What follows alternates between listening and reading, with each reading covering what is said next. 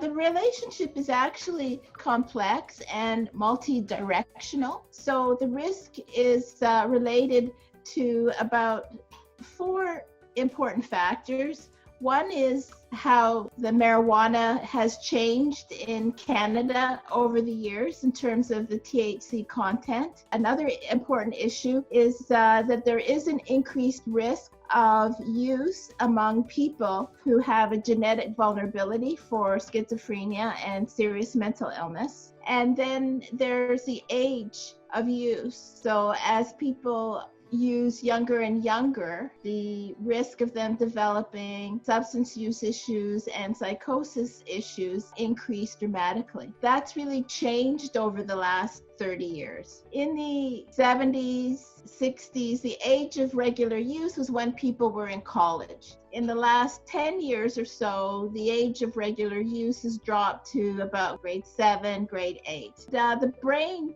has a lot of developmental differences between a 14-year-old and a 21-year-old. The THC content of the marijuana that's used today is different than it was 15, 20 years ago. Today in Canada, the THC content has been genetically engineered so that it's, 15%, 30%. So the balance between THC and CBD is off compared to what it was like for centuries when it was like 2% THC, 2% CBD. And of course, the higher the THC content, the more likely youth are to find it appealing and use it more. The vast majority of people use marijuana and can do so without a lot of risk.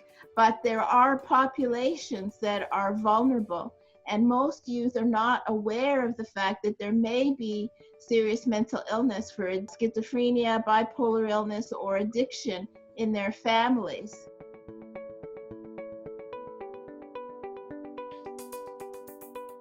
One is a disturbance in perceptions. So a person will hear sounds as though it's coming from their ears or the outside world, but actually it's coming from a chemical imbalance in their brain. And so it can be very difficult for someone experiencing psychosis to actually recognize that the experience is coming from a disorder in their brain. And then the other component is thought disorganization and behavior disorganization. So the parts of the brain are not processing information properly, the person's having disordered perceptions. All of that contributes to thought disorganization, and that also can lead to changes in their speech and changes in their behaviors.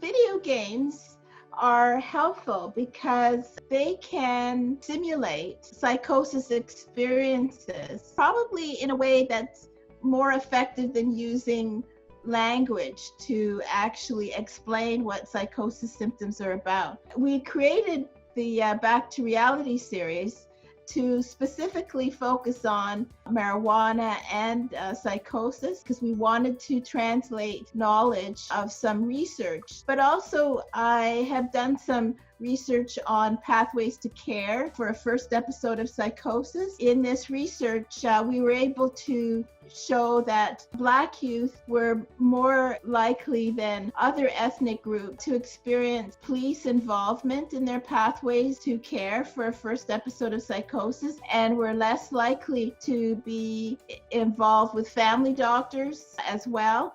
And so we thought that it would be very important to not just educate youth about the risks, but also educate them about, if you have this experience, how do you seek care? How do you seek mental health and addictions services so that you don't have to go through emergency, you don't end up having police involvement in order to get the kind of addiction and mental health care that you need. So these were the drivers behind creating and developing the game. We felt we needed something that the target audience would be able to use.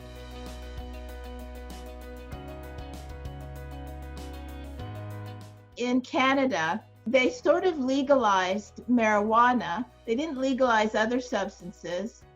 They didn't actually provide changes in terms of addiction and mental health services. They didn't increase funding. There wasn't a widespread education campaign about the effects. So I think the government meant well. I think it does make sense to legalize because it provides opportunities for people to have safer substances. But without the education, it doesn't really do much to impact people's use. And I think that's the issue here.